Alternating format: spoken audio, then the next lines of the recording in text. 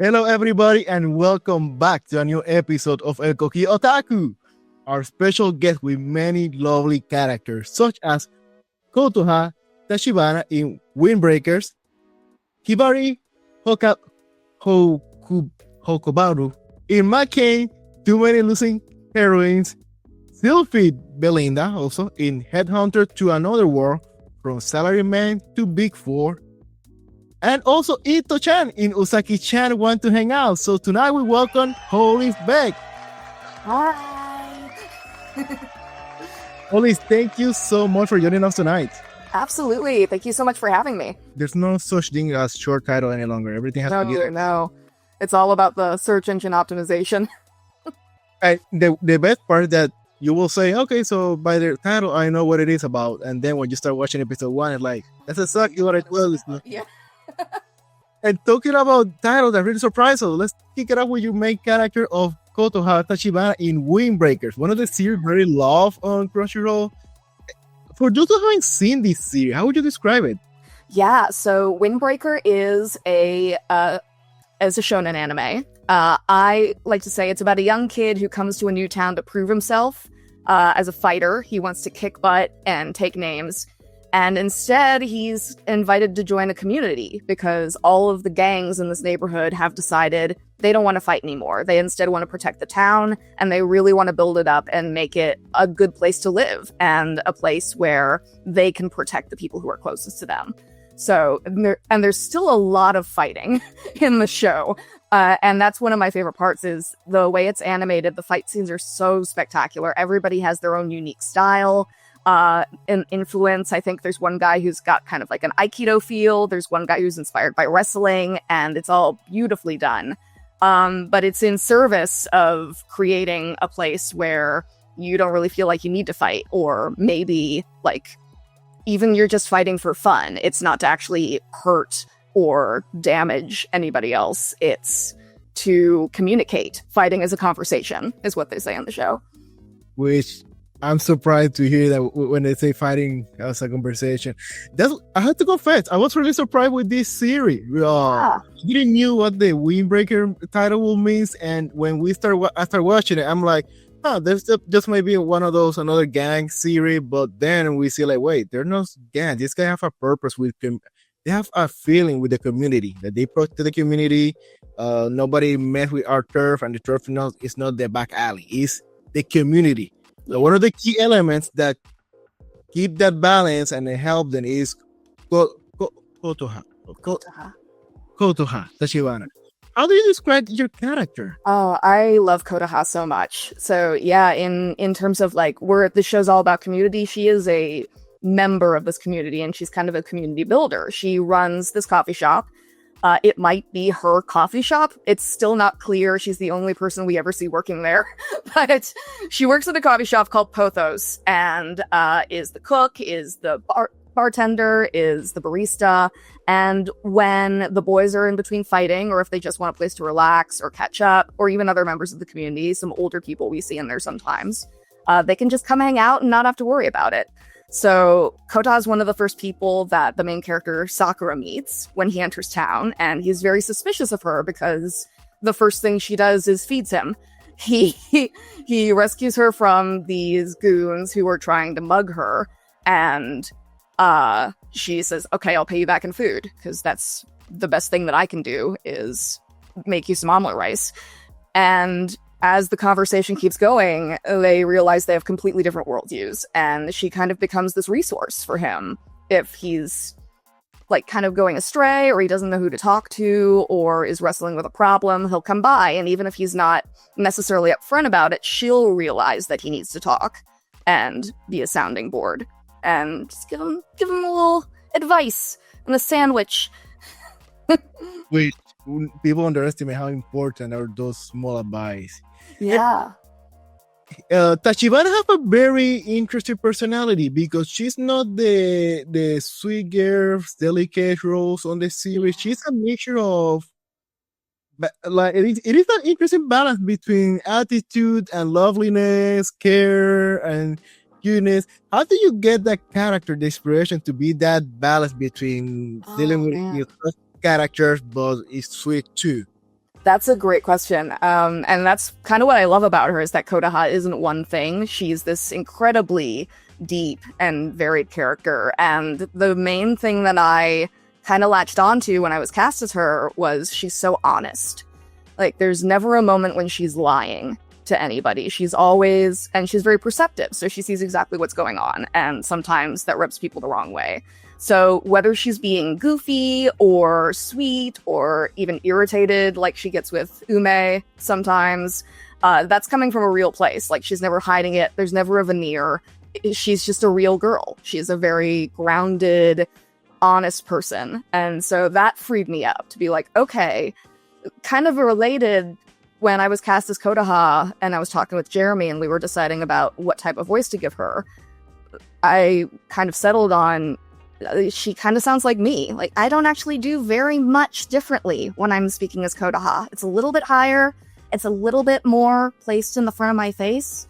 But really, it's just, this is how I would talk normally if I was around her age. And that freed me up to really think about, oh, I just need to think about how she would react in this moment. How would a girl who's used to things being very simple and just a girl who's used to being honest react in this situation? That's cool. Yeah. And talking about girls' power or position of power, but I said we have to move on to the character of Hibari Houkobaru in Makeine. Oh my god, Makeine, too many losing character. Very long name. Makeine, too many losing heroines. Mm-hmm. Which one of my favorite series from me too. 2025. I lost track of time. Of 2024. But you haven't seen this beautiful series. How would you describe it? Oh, I love this show so much. It's also one of my favorites from the past year. So Makeine is about a young boy named Nukamizu, and he kind of describes himself as a background character in life. He doesn't have a lot going on. To give you a sense of it, like, his favorite hobby is going around to all the water fountains in the school and figuring out which one has the best water. And like, that is the level of his entertainment and attachment to life. And he just kind of finds himself thrown into a bunch of drama with a lot of cute girls in his school and kind of becomes their sounding board. And he's not prepared at all. And these girls specifically are dealing with heartbreak. They're all in different stages of being dumped. One by a childhood friend. It's mostly childhood friends, actually. But another one is being dumped by, like, her senpai in her club. And they have all these very strong feelings and they don't know what to do with it. And they're all kind of reckoning with the fact that they're not going to go anywhere. They're not going to get to the next stage of that relationship at this point. And it's this cool little subversion about romantic comedies, because you very rarely see, especially I think in anime shows that are dealing with heartbreak, and how that actually helps you grow as a person. And for some people, for some teens, that's the first time they're really feeling that level of sadness and introspection and frustration. So yeah, watching all these girls just deal with that beautifully, and watching the main character in return kind of learn a little bit more about people and about women especially, and how to talk to people his own age it's so nice. They're all great. It's great, and the quality, everything is great about that series. Mm-hmm. I was surprised about the water. My wife, every time he speak about water, my wife, she was here like, yep, I understand what you're saying. Oh yeah, I can relate with you. What happened? Oh yeah, and when he said there's different pulses, it tastes different depending on the hour. And she's like, yep, he's right. So she was Nukamizu. She related to him. Especially that he doesn't like extreme cold water. She like it from the straight from the pipe. She's like, yep, you have a good point. And I had to confess, I was gonna Emmy when he went to the mountain, and I'm like, yeah, that water it's good water. Yeah, exactly, straight from the source. It's for real. But your character, you have a very interesting character that she make interesting entry. President Hibari. Yes. Houkobaru. Which is it surprised us, honestly. How do you describe this character? So I kind of like to think that Hibari is the star of a different show that's happening. She just kind of walked in on set one day into this romantic comedy, and she's like, no, this is all about me. And it's a fantasy, and I'm a prince who's going to be saving the school from evil. And she's It's a trope that you don't see very often, especially in Western media, of like the gallant woman, of like this kind of princely woman. And for most people who watch anime, maybe their reference for this would be, it depends on how old you are, but if you're like my age, it would probably be Ouran High School Host Club. There's a group of women from an all-girls school down the way who are very dramatic, and they have roses in their hands, and they're professing their love to other women, and they're very demonstrative. And that's coming from this theater school in Japan called Takarazuka, which established this tradition of all women plays and musicals. And the first thing I learned about Hibari when I was watching her is that her voice actress in Japan was a Takarazuka cast member back in the day. Yeah, like I think 10 years ago, she played male characters in those roles. So that's what we were working with. I was like, oh, I know exactly who this is. And she's almost the opposite of Kotoha in a way. She's very closed off, very close to the vest, very cool, very collected. She doesn't let on a lot, and she's mysterious, and that makes her very attractive and alluring to a lot of people. I was about to mention that because she has all those qualities, but she kept her sassy with her, and you can see how she moved from being the sassy lady to the strong lady. How was the experience moving from that jumping? It is a big turnaround between sassy, aggressive, powerful. Yeah. And it was interesting because, especially since, if you watch too many losing heroines, it's a pretty subtle show. There are big emotions, but it's all coming, once again, from a real place. So I didn't want to get cartoony with it. But this was a challenge for me in the booth when I was working with Helena, our director, was especially in that first scene where she's talking to Nuka, she gets very quiet and very, very in his face and very, very, very intimate. Yeah, but also still keeping that barrier up. Like, I'm in control. I'm writing the scene right now. So playing with those dynamics, and almost it's like when you're outside and you kind of feel like it's going to start raining, and there's just a subtle shift in the atmosphere, or like it smells different suddenly. That's what it felt like, kind of, to control her, is like very minute changes in every line. She's got a very strong emotional core, I think, but she's very expressive on the inside, but it's all muted through a very controlled delivery and an image of who she wants to be. And you just brought a memory to me, because when you just did that line, it reminded me that when I was watching the series, I listen to her, I see her, and the first thing crossed my mind was like, Player 4 just joined the fight. And I felt, what the fuck? And I'm like, wait, where's Player 4? I wanted to see more of her. I mean, for now, because and that's the other thing, is the show hasn't announced a season 2, but I know that if it happens, then she comes back a lot more. So fingers crossed, everybody. So as I understand, it was announced this week. Was it really? Yeah, I was checking out. I saw many. Don't take it for real for her, but I remember seeing many posts that season 2 of. Oh my gosh! Announced. Oh, if that's true, you've made me so happy. Oh, I see it. Oh, you've given me such a thing to look forward to today. On the Twitter official page of the studio, and I was like, "Oh, yeah, I see it right here." They announced it with a special image, and people was like very excited, because I feel like this series went a little bit under the radar. Yes. Well, it wasn't fair. I mean, I agree with you. It's not the quality. For me, this is one of those series have a perfect score, because let's speak about quality of the image.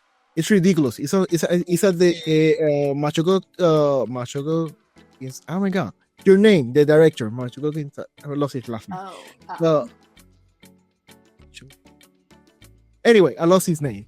Your name, Weathering with You, Suzume. It's at the theater level. The music, the drama, the environment, the realistic scenario. It was not all the same trope, that the same character with the same girl, or all girls for one, or it changed a lot. The credits, you have 3 ending credits, which I'm like, guys, they're all gorgeous. Yeah. I would love to meet the team for this series because they know about efficiency and making a budget work because they're yes.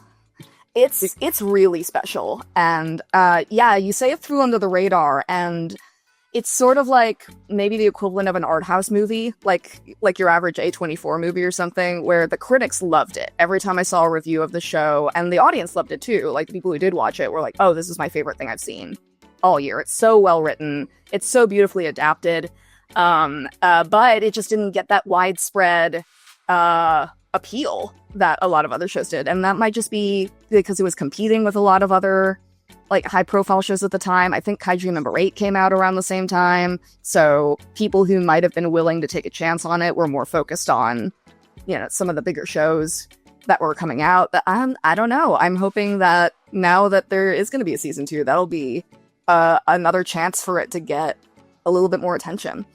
Definitely, because it's one of those series that, like we mentioned, we had the love story, and you might assume that so whoever lost in the competition for love, you're going to hate that character, that side character, and this is not the case. For me, all the girls who won in their battle, I'm so happy for them, even that our main character lose. I mean, again, the title, so many losing characters. Yeah. And that's a lovely thing about the story too, is without spoiling too much, like the women aren't really pitted against each other in this, especially our main girl Anna is a little bit combative with the other women in the show, but they all kind of find a way to reconcile with the people who do end up going out with the guys that they like and be like, you know what, he's happy, like they're good for each other. I see why this works, and we wouldn't. But that comes after hours of dealing with those strong emotions that I was mentioning. Definitely. Season 2, I can't wait for this one. So excited, yeah. Holy, let's talk about your career, because you're a voice actor also in many products and on anime now, but you're also writer? I am, yes. So when I was in school, I went to a conservatory style program at NYU, New York University, and the program that I went to, so they taught what we called a kind of a total theater approach, which was, okay, so you're all here to be actors, and in order to be a good actor, you also need to know what everybody else in the production is doing and have some idea of what they're contributing to the final product so that you can talk to them and you can really collaborate. So we all took classes in directing, we took classes in stage management, and this was for theater school, so it was for putting on stage plays.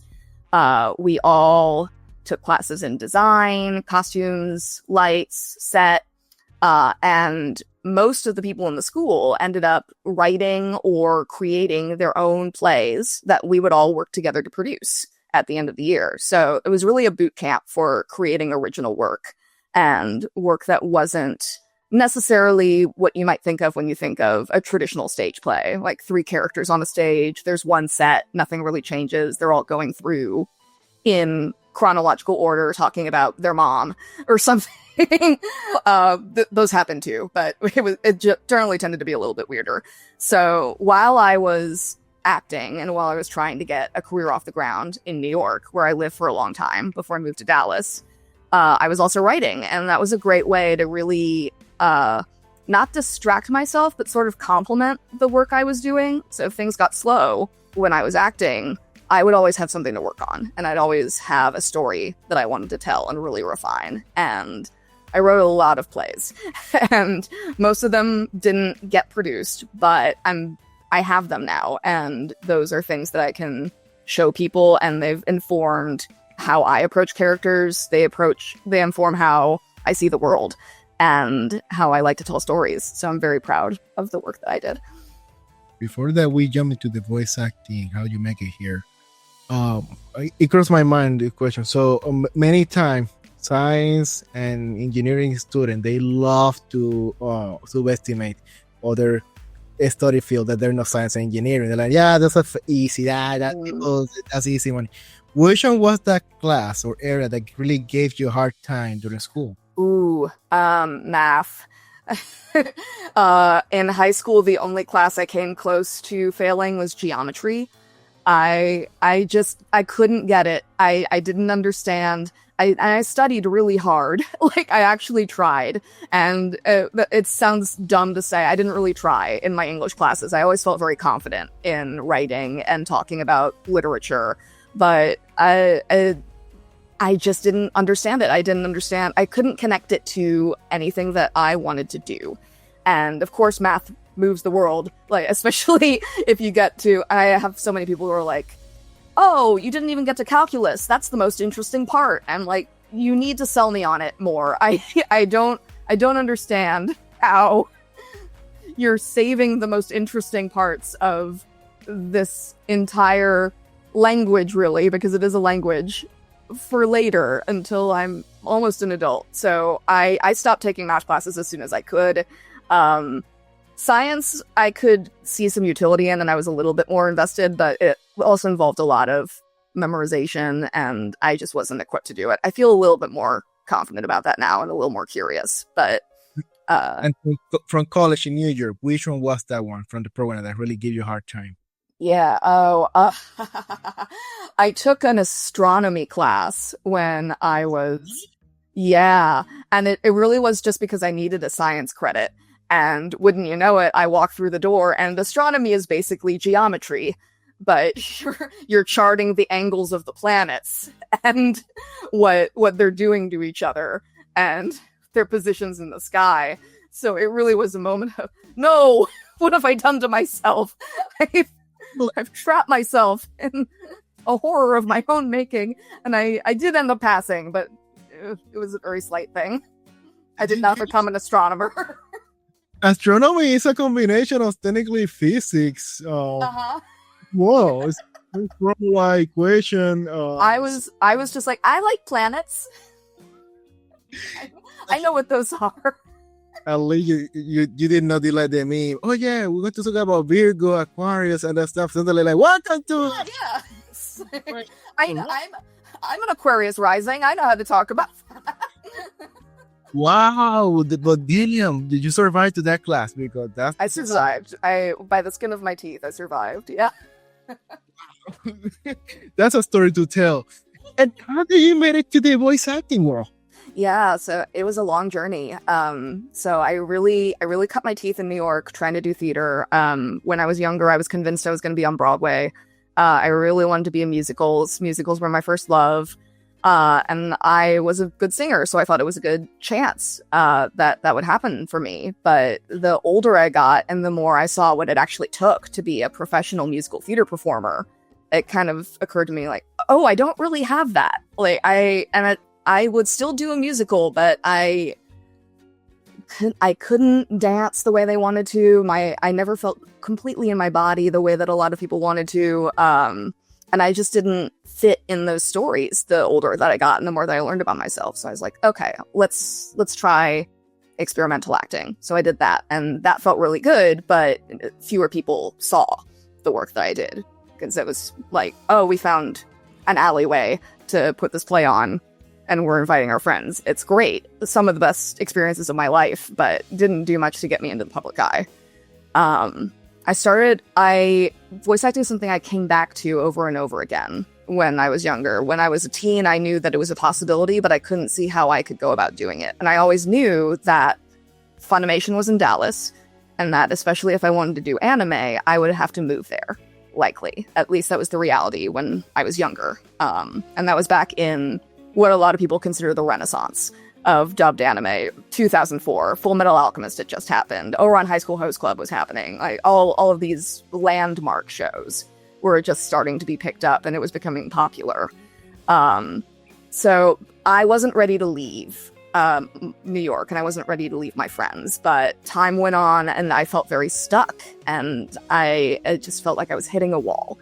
And there was a moment where I thought I didn't want to do this anymore. I was losing the fun. I was losing what had driven me to become an actor in the first place. I felt very, very distraught. So I decided I'd leave, and I thought, okay, what are some cities where I could make a living as an actor and find a strong community that aren't New York? and Los Angeles, because I grew up in LA, and that felt like moving home. That kind of felt like moving to your hometown. I was like, I'm not ready to do that. So I did my research, and I thought, and I remembered Dallas. Dallas has Funimation. And it also has a very strong regional theater scene. If you don't know, they have a great Shakespeare scene. They have a lot of regional premieres for plays and musicals in the area. The talent here is incredible. So I thought, okay, this is my last ditch effort. I'm going to move to Dallas. I did not know anybody. I didn't have any friends. I didn't have any family. I was going to move by myself. And I thought, I will stay here for a year. And if I feel like I haven't made any progress, I will go somewhere else. And I'm just going to keep going. Yeah. So we're off Los Angeles, or it might be California? I was thinking Chicago probably afterward. It wouldn't have been my first choice because I hate the cold. But, I was doing improv at that time. I thought, oh, Chicago's great for comedy. I'd probably meet a lot of people that I like. But almost a year, I think 9 months after I moved to Dallas, I got my first session at Funimation. It was Walla for a show called Hatena Illusion, a pretty unremarkable show, all things considered. It was very sweet, and I played a little boy who didn't even have a face, but he yelled, "Hey, wait up!" from off stage, and that was my line, and I felt very like, oh, it's working. And I checked my calendar before this interview because I thought that we'd talk about it probably. And that session was like February 11th, 2020. And we know what happened about a month later was the entire country, the entire world shut down because of the global pandemic. The end of the world. The entire world. And no one knew what to do. And things, especially at Funimation, changed very rapidly. They kind of shut doors, stayed with their core group of people that they knew could deliver and had quality setups, and we're like, okay, just until we figure out what to do, we're pressing on, we're focusing on you guys. So it wasn't until maybe a year and a half later, sometime in 2021, some of my friends had created what we called at the time Walla groups, because they wanted people who were able to kind of bubble so that they had less of a chance of getting sick or spreading the virus. But had access to quality home recording setups so that they could record remotely. And they would call these people being like, you will only record with each other, and you will only record in that space, and we will use that for background voices for anime. And once shutdown ended, sometime in 2021, it may have even been 2022, actually, now that I'm thinking about it. I think it was later. They invited us into the studio, and we all had our groups, but now we were in there. And since then, it's just been churning on, learning more, working with different people, spreading out, and finally I have momentum. That is, it was not a straight line at all getting to this point. No, and it's so lucky that you get your first shot and boom, another world. Right? It felt like such a slap in the face. And obviously, I fared much better than a lot of people did during the pandemic. It was a really terrible time for a lot of people.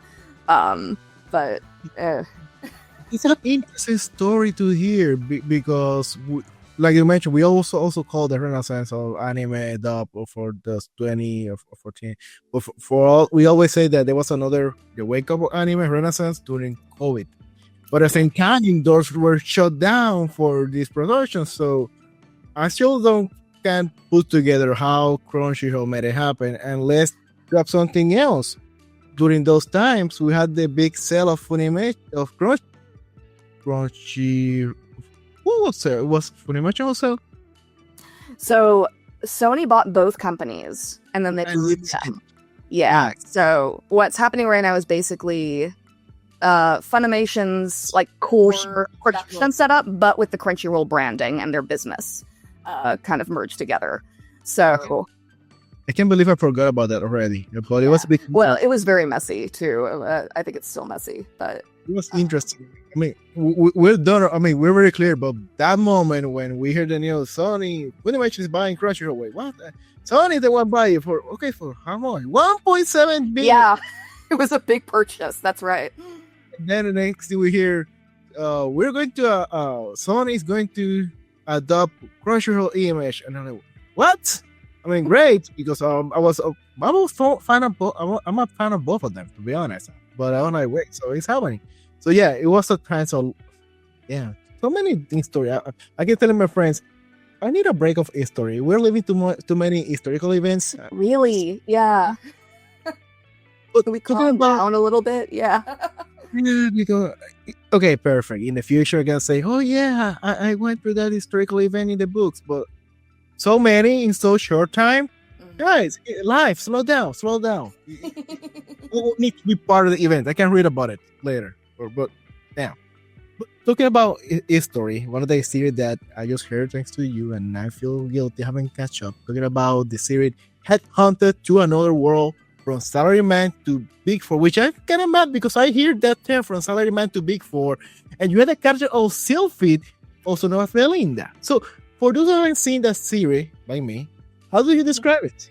Yeah, so this is a new series. It's still in production now, but it's an isekai with a twist. Our character is an adult. He is, I think, in his mid-30s, but he is an overseas manager for what appears to be a shipping and logistics company in Japan, and he is magically transported to a fantasy world that is at war. And he has been recruited by the demon lord of a kingdom, very stereotypical, like, deep voice demon lord, who said, I looked over your resume and I think you'd be perfect as one of my top generals. And Denosuke Uchimura, who's our main character, is thrilled about this because he felt very underappreciated at his old job. He was overworked, he kept getting transferred, he wasn't allowed to really take ownership of his accomplishments, he kept getting yelled at. And the Demon Lord is very nice to him and gives him resources and tells him clearly what to do, and he gives him nice treats when he does well, and when he doesn't do well, he says, oh, better luck next time. And Denosuke is like, you know what? I really feel proud working for this evil demon overlord, and I'm gonna do my best for him. So it's about him using tried and true business management techniques to turn around this country that's in turmoil and leading this army to power. And now just remember why this caught my attention, because Denosuke, like you mentioned, is mid-30. Yeah. It's something that's killing me when Japan studio, they have a 30 years old character, they make it all super old. They're like, hey, my feeling, I don't feel like, I don't look like that, what the heck? And everything they have any character that is, oh, it's 30, me 30, 40, he's handsome, good looking, like, yeah, he looks his age. He's very, I wouldn't say he's confident. He's a little bit traumatized from his time in the corporate world. He's very quick to apologize and take things on that he doesn't necessarily need to take on, but he's learning, and with the confidence of his boss behind him, he makes a lot of steps. And handsome. He's very handsome. Yeah. Why not? Take serious, but and talking about handsome's character, you have a very interesting character. I'm so confused here because on internet they were like, wait, what do I have here? Sylphid. I don't know if I should ask who or what is Sylphid. Yeah, so Sylphid's kind of an interesting character in that she's not what she seems when she's first introduced. In fact, she isn't introduced as a woman at all. If you look up her photos in the promo art and a lot of the earlier episodes, you'll see her presented as kind of a chunky bug-like creature, and there's no eyes. It's obviously a costume, and speaks with a very deep voice, played by the wonderful William Ofegbu, who is a very talented actor if you haven't spoken to him yet. And as far as everyone's concerned, that is Sylphid. They realize that Sylphid is in disguise, but they're not that concerned about whether or not what they actually look like, because they do good work. And Sylphid is one of the top 4 generals of the Demon Lord's army. She's the Archmage of Storms. She is a very powerful magician and researcher, and she's very good at making magical items.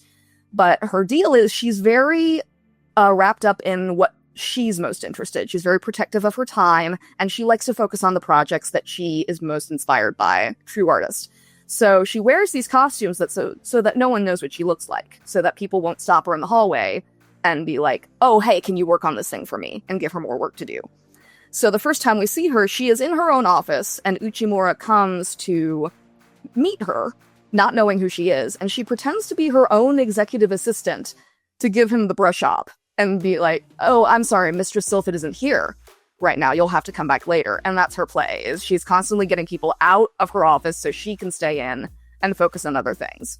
Uchimura, of course, is a smart man, and he quickly figures out that she's lying to him and confronts her. And she's very quick to admit it once he sees through her ruse, as she says.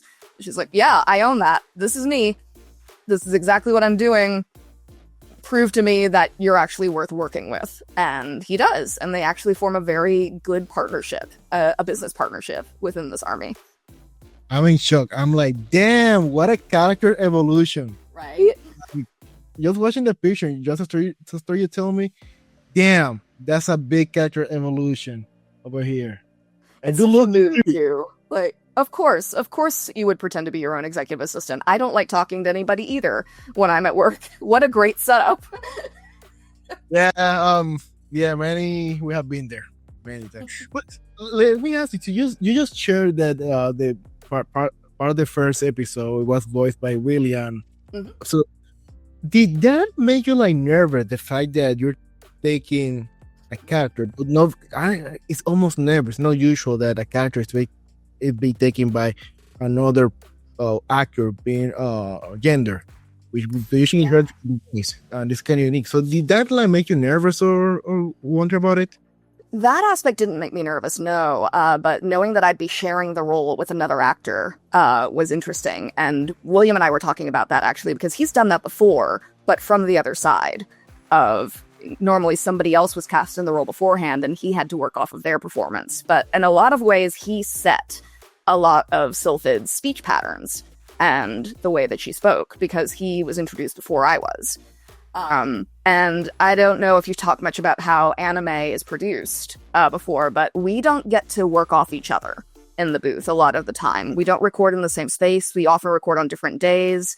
When I recorded for Sylphid the first time, I believe William recorded after me. I didn't get to hear what he'd done before I laid down my track. And we talked later and we were both shocked about how close we got, even without using each other as a reference. Like we had very similar instincts, and I think that was a joy.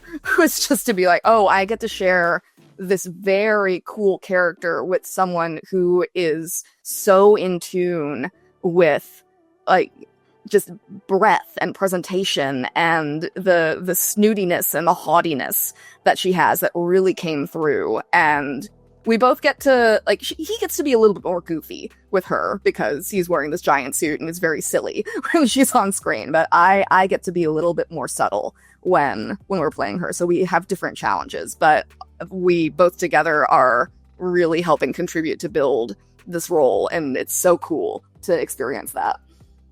Okay, that's very cool. Now we all need to watch it. Yeah. Watch it. Many guys, probably you guys are ahead of me. So, but talking about silly character, we need to wrap it up with one of the MVP character of the series. So, Uzaki-chan want to hang out talking about Ito-chan, which many also identify with Ito. Many have seen Uzaki-chan, but how do you describe it in your own words? Yeah, so Uzaki is a rom-com. It's kind of a sexy rom-com about these two college kids who used to go to high school together. But the boy was the girl's swim teacher, or he was like a senpai in her swim club. And that's how they met. So she hasn't talked to him in a while. They go to school. She realizes he has no social life. And she kind of idolized him in her head. And she's like, that's funny. My senpai has no friends. He eats alone. He doesn't appear to go anywhere after school. He goes straight home to this dumb apartment. I am making it my personal mission to make sure that this guy enjoys his youth. So she starts dragging him out on little dates.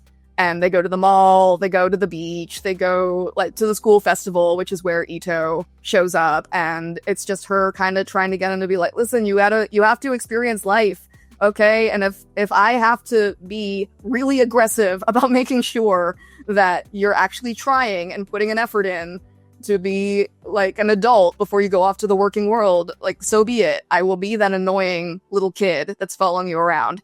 And he puts up with it at first, and then they form a really genuine friendship, and then possibly something more. They've sort of settled by the end of the second season on that they like each other, but they haven't quite committed to actually making it official. But they really are a lovely couple, and it's fun to watch them evolve during the series. So what identifies you more from the character of Ito, that you relate to it? Oh, Ito's so cool. So Ito is Uzuki's friend. She's very dorky. She wears glasses. You can't see her eyes in her character profile. She's another person who doesn't quite seem like she's living in the same show as a lot of the other people. But the thing that I actually identify with her a lot is the main scene that Ito gets to play with. She's reading their tarot at the school festival. She's in the occult club, and she's a rising star. And she's very good at telling fortunes, and especially love fortunes. So she reads Uzuki and Sakurai's fortune, and hilarity ensues. But Morgan Lowry, when she cast me, didn't know, but I read tarot as well, and that's something that I grew up with. So that was just a lovely thing, even looking at the screen and realizing, oh, the animators and the production designers actually paid attention to the cards that she's putting down, and the reading that she's giving makes sense. Like, they're actually getting a lot of really positive cards that show that they'd be good together. And that's very fun, and it's exciting to see her get excited about it, because she's a big geek like me, and she is over the moon when she's discovered something that she's never seen before, which is an almost perfect love fortune. And it's really, really fun. And that's one of those moments when you realize that somebody in the production team, they know what they're doing. At least they know playing, and it made you happy to see that, oh, that not everybody knows about those details, but I recognize it. They're very well appreciated. Yeah, definitely. Holly, thank you so much. Have been very fun. For those who haven't I screwed up over there. For those who are considering a voice acting career, or just for the fans, any words of advice? Yeah, that's a great question. I have a lot, but I'd say I have two things that kind of go together in my brain. One is you're never done learning. No matter if you've been training since you were a kid, or you just decided to get into voice acting very recently, you've had another career beforehand and you think this looks super fun, you're never done. And that shouldn't be something that scares you. That should be something that excites you, because that means that you get to watch movies and watch plays and watch anime and media from other countries, media from acting styles that you're not familiar with, media from way back in history, like before film was made, and really learn about what people were thinking when it was made, how cultures influenced that, how the people making it were feeling at the time, and what actors were learning and how they were translating that, and just learning from the people around you and who you're coming up with. And even when you think, oh, I've got a handle on this, there's something that you could be learning how to do better, whether that's learning an accent, a new language, some kind of special skill, or even a style. Like maybe you want to do noir one day, or maybe you're thinking, oh, voice acting's doing good, maybe I should start doing film. Like, always exploring, always growing, always learning. And that includes about yourself, because when you're young, it's easier to try and do what people expect of you, but always, if you're learning how you would honestly react in a situation, that's informative about how your character would react and how they would be different from you or how they'd be the same. And then the second thing I'd say is find your people. Making art is really miserable if you're doing it with people who don't appreciate you and don't understand what you're trying to say. So even if it's something that's not going to make you money or something that people will never see, always, always, always find people that you'll have fun making art with, and who really understand what you're putting down, and you do the same with them, because that's really going to create something that at the end of the day you're proud of and will stick with you and whoever watches it. Thank you so much. For those who haven't followed you yet, which social media can people follow you? Yeah, so I am on Instagram and Blue Sky. I have more of a presence on Instagram, but I'm trying to post more on Blue Sky now. Instagram, I'm at Hollis Beck Acts, and Blue Sky, I'm at hollisbeck.com. I also have a newsletter that I try to publish once a month around this time, where I talk a little bit about the craft, I talk about some stuff I've been reading or watching that's really been fun for me. I talk about voice acting performances that I feel are really special. some from shows that we talked about today. And sometimes I talk a little bit about what's happening just in my life or in the world that I've been thinking about. And that's something I'm really trying to get going, because social media platforms come and go. But if I can have a source of this is where you'll always know what I'm doing, then that's what I would recommend, is subscribing to that. But I'm also on Instagram and Blue Sky. Oh, that's cool. And like always, guys, just go down to the description of this video, expand the description over there, and right over there you're going to see Hollis link to all the social media and the website. So that way, just I make it easy for you guys. Click and you're over there already. And we, like always, guys, we humbly ask you for subscribe, like, and share it on social media, Facebook, Twitter, Instagram, YouTube. This video, like and subscribe, and all the social media. So, Hollis, thank you so much for everything tonight. Absolutely. Thank you so much for having me. This was so fun. Yeah, absolutely. And we will see you guys in the next episode. Sayonara. Sayonara.